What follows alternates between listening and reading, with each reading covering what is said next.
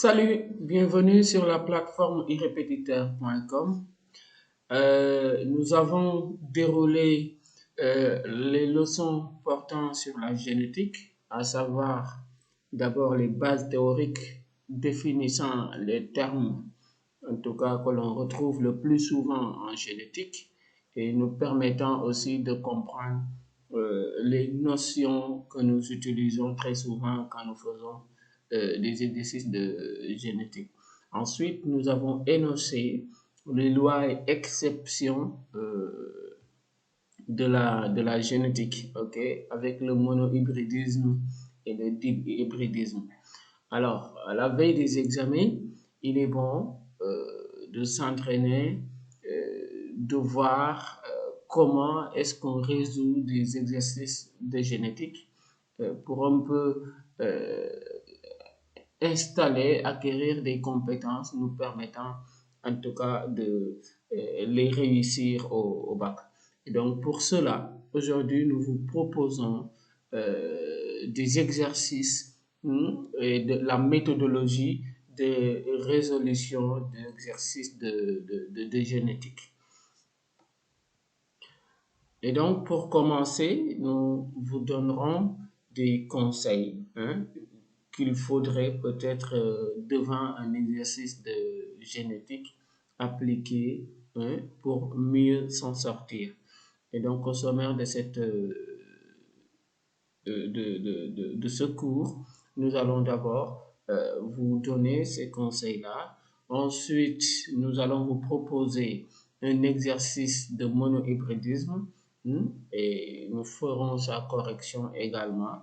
Et pour ce qui concerne le dihybridisme, nous, exception aussi les autres notions, nous vous proposons l'exercice du bac 2000, du bac S2 2018 avec sa correction intégrée.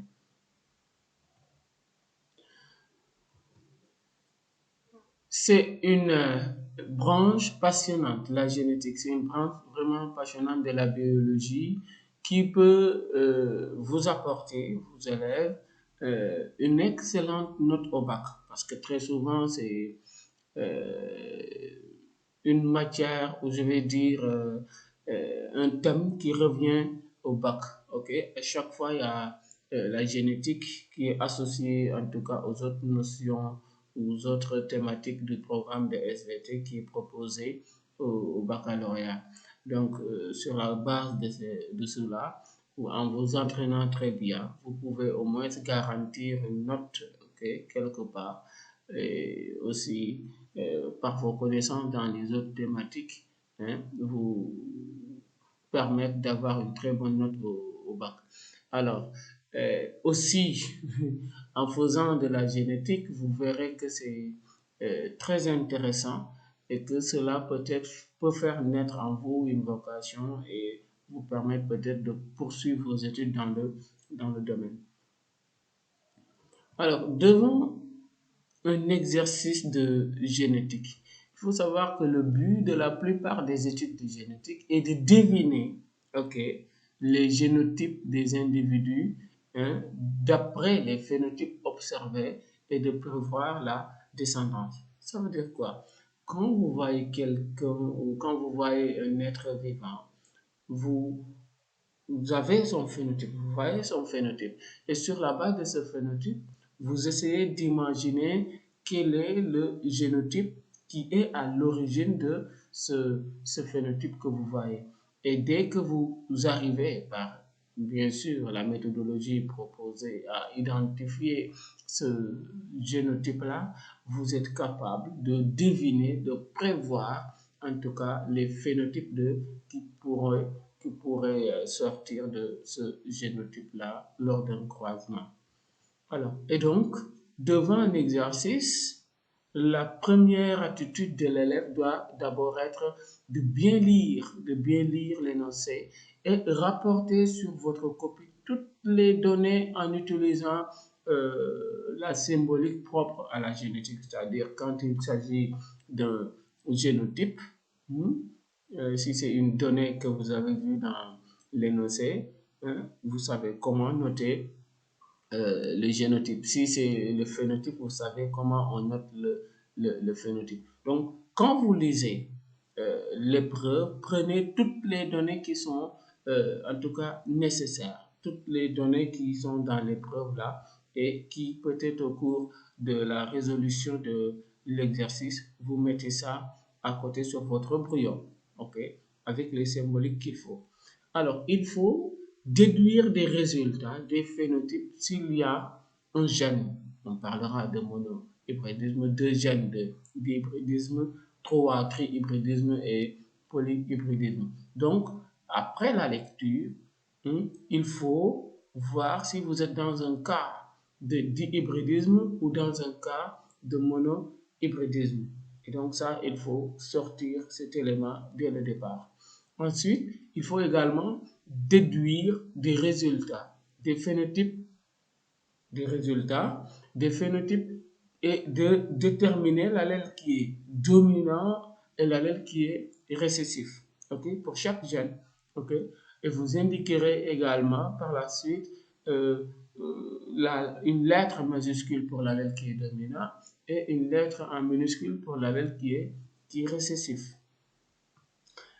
S'il y a deux ou trois gènes qui sont en jeu, hein, là également, il faut voir si les gènes sont liés, c'est-à-dire si les gènes sont portés par la même paire de chromosomes ou si les gènes se trouvent sur deux chromosomes ou différents ou en tout cas, ils ne se trouvent pas sur la même paire de chromosomes.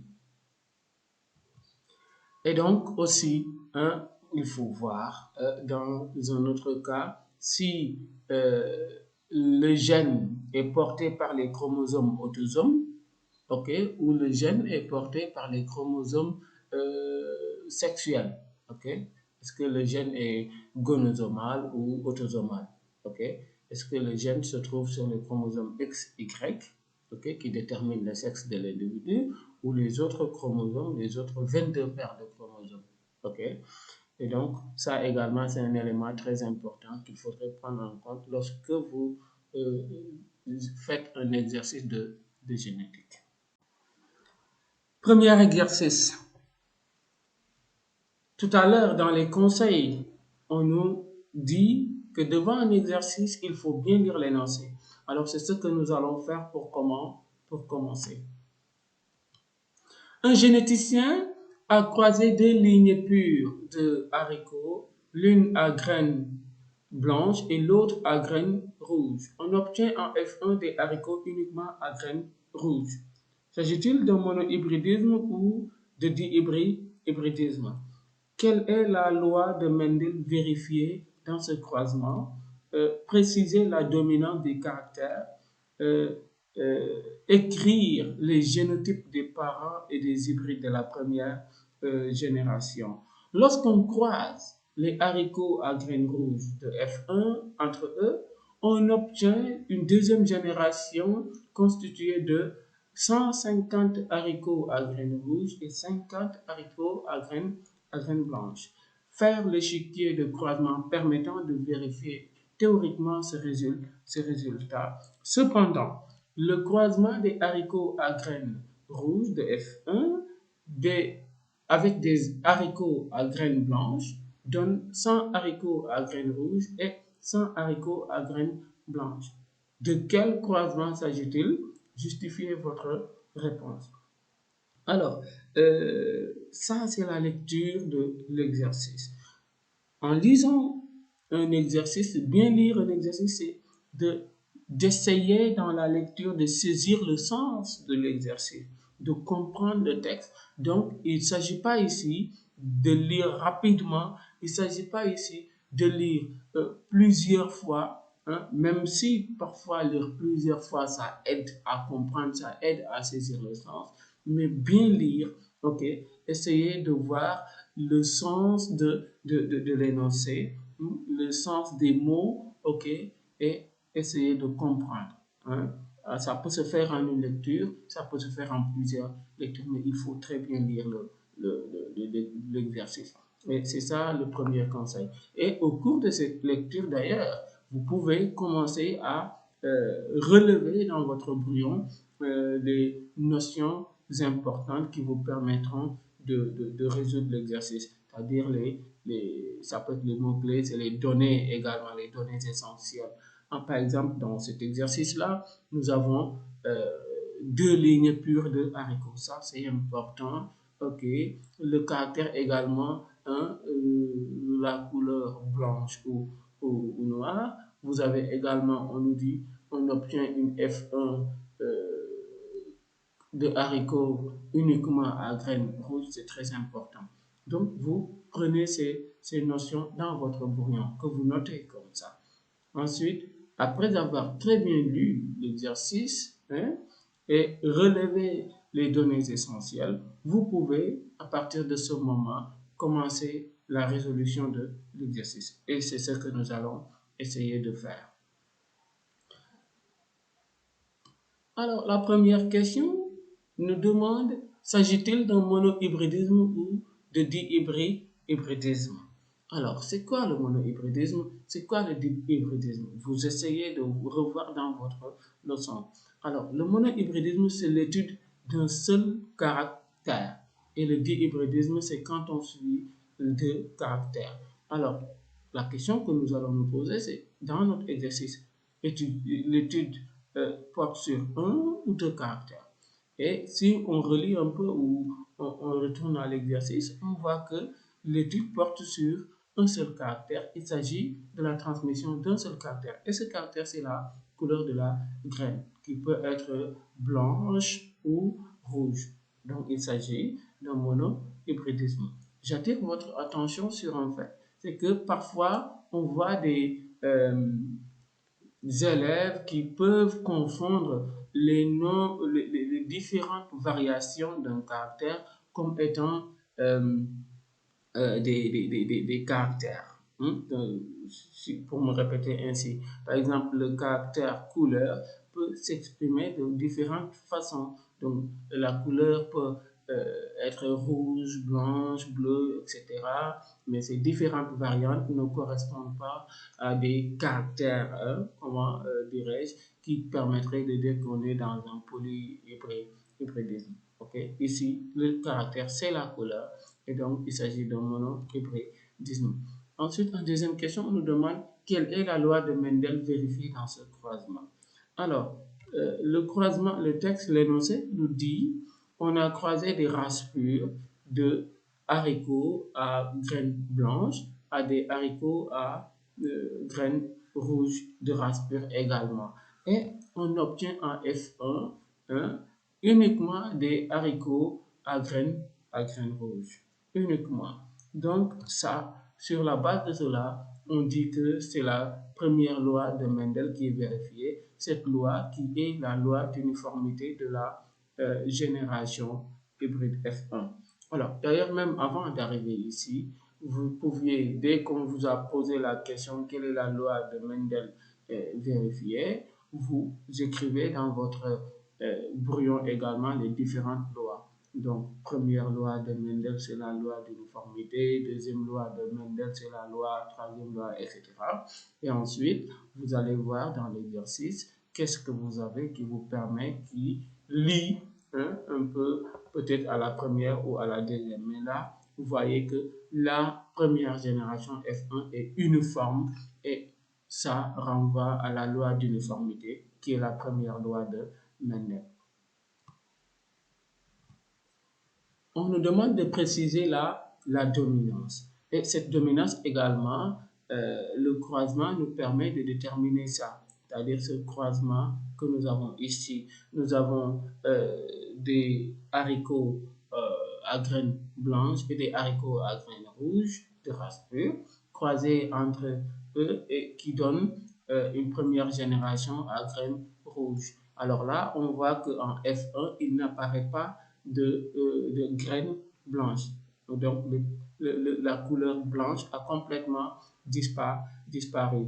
Et nous l'avons dit dans les leçons précédentes, le caractère qui disparaît en F1, c'est le caractère faible, et le caractère qui apparaît en F1 est le caractère dominant.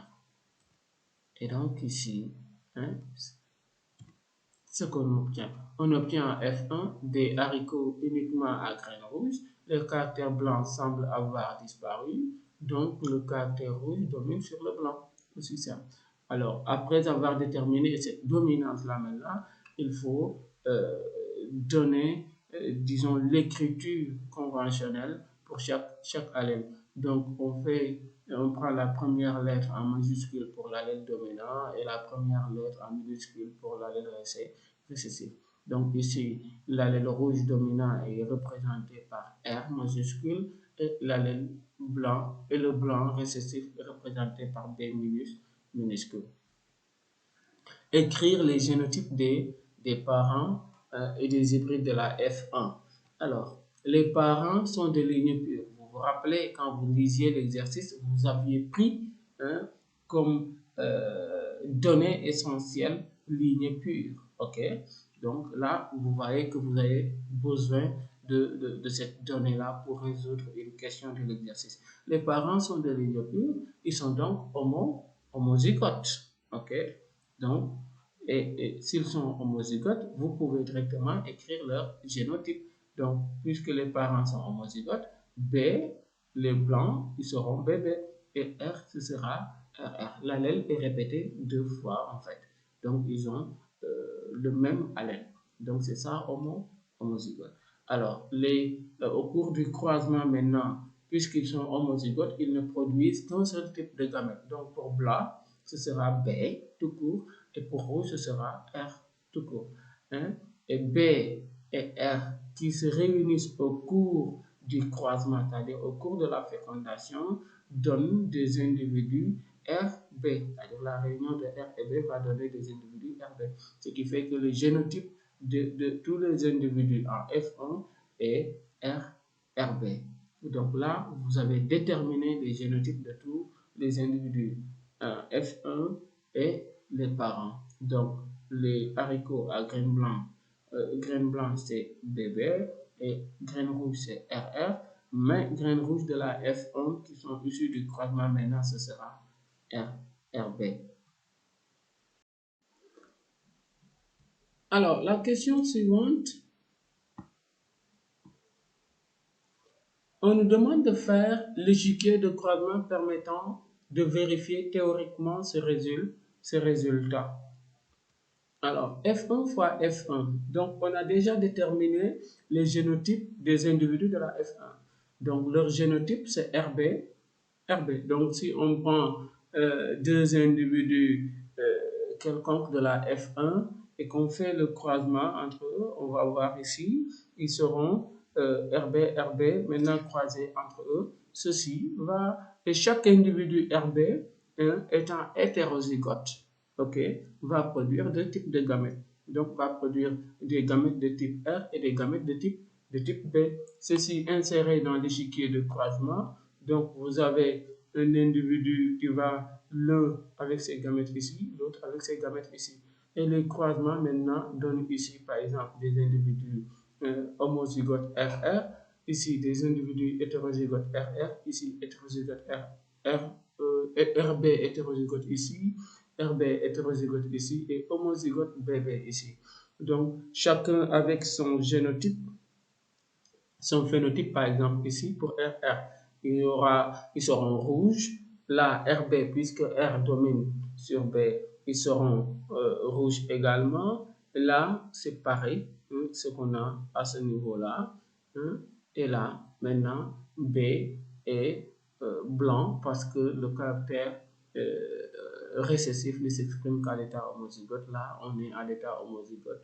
Donc, il y a des individus blancs. Et là, quand on regarde, par exemple, ça donne les résultats statistiques qu'on a dans l'exercice. L'exercice, on nous dit on a 150 individus, 150 haricots à graines rouges et 50 haricots à graines blanches. OK? Donc, on va vérifier ce que ça va donner. Ici, par exemple, on a une possibilité sur 4, bon, pas une, par exemple, si on considère les génotypes, par exemple, une possibilité pour que l'individu soit homozygote rouge. Une possibilité sur 4 pour que l'individu soit homozygote blanc. et 2 possibilités pour que l'individu soit 1 sur 2 quarts ou 1 demi pour que l'individu soit hétérozygote et rouge. Alors, mais nous, ce qui nous intéresse, c'est les phénotypes que l'on va prendre. Donc, en regardant les phénotypes, on a rouge ici, rouge ici, rouge ici. Donc, il y a 3 possibilités sur 4 hein, d'individus qui seront rouges et une possibilité sur 4 pour que l'individu soit blanc. Donc, on a 3 quarts de rouge et 1 quart de blanc. Alors, en prenant les résultats de l'exercice, les résultats statistiques, ok, on a 150 haricots à graines rouges, ok, et 50 haricots à graines blanches. Si on fait les calculs, 150 fois 100 divisé par, c'est-à-dire on prend le nombre d'individus rouges fois 100 divisé par le nombre total d'individus. Donc, le nombre total, c'est 50 plus 150. C'est ce que vous avez en bas ici.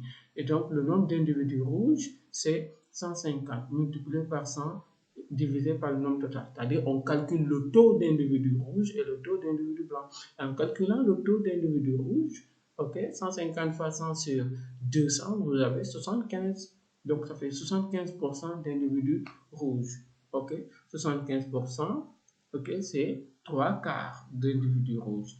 Et pour 50, on a 25%, ce qui correspond à 1 quart d'individus blancs. Ce qui est exactement ce que nous avons au niveau de l'échiquier. Donc, ça vient conforter davantage, ça vient justifier ce que nous avons déjà trouvé. Alors, de quel croisement s'agit-il? Lorsque l'on croise un individu de caractère rouge, ok, à un individu blanc, ok, alors il s'agit d'un back-cross ou test-cross, car le croisement d'un individu à caractère dominant avec un individu à caractère récessif, ok, euh, ça c'est le test-cross, vous vous rappelez, un individu qui a le caractère dominant, c'est un individu qui peut avoir comme génotype RR ou comme génotype RB. Je vais vous retourner un peu à l'échiquier, vous allez voir. Donc, vous avez vu ici, cet individu, il est rouge, mais son génotype c'est RR. Cet individu, il est rouge, mais son génotype c'est RB. Ok? Ils ont le même phénotype, mais des génotypes différents. Alors, lorsque l'on vous donne seulement le phénotype, ok, vous faites un test cross pour vérifier le génotype correspondant. Et dans l'exercice, ce qu'on a fait, on a pris un individu qui a le caractère rouge, à qui on a croisé maintenant un individu qui est doublement récessif. Et c'est ça qu'on appelle le test cross. Donc ici, il s'agit d'un back cross. Back cross, c'est quand le croisement de l'individu récessif est un parent, c'est-à-dire le testeur est un parent. Ok, donc c'est un back cross ou test cross car c'est le croisement d'un individu à caractère dominant R avec un individu à caractère récessif B. Le résultat donne 50%, soit un demi d'individu à caractère dominant et un demi d'individu à caractère récessif. Alors, l'individu a caractère dominant croisé et hétérozygote. Donc, si les résultats de ce test donnent 50%, 50%, on déduit que le génotype de l'individu qui est testé est hétérozygote, c'est-à-dire RB. Maintenant, si les résultats avaient donné 100%, okay, on allait en déduire que l'individu est homozygote. Par exemple, R étant dominant, okay, tous les individus qui vont naître de ce croisement vont être rouges. Okay? Donc, auront le caractère R. Là, on va déduire que le génotype de cet individu est rouge. Mais ici, on voit qu'on a 50% de blanc, 50% de rouge. Donc, on déduit que l'individu était hétérozygote. Donc, il avait comme génotype RB.